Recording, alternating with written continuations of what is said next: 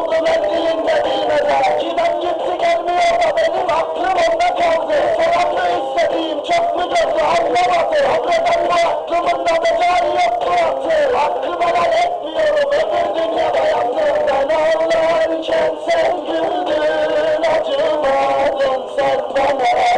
Hesabımız var gülüm senle öbür dünyada.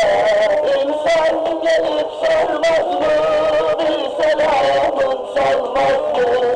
1000 yıl geçse unutmam yaptığın bu hatayı.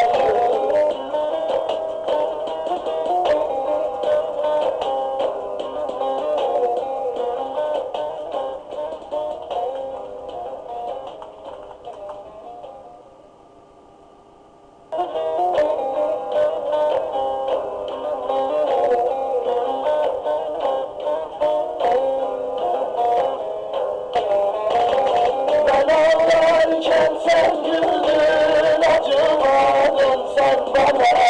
Hesabımız var gülüm senle öbür dünyada. İnsan gelip sormaz mı,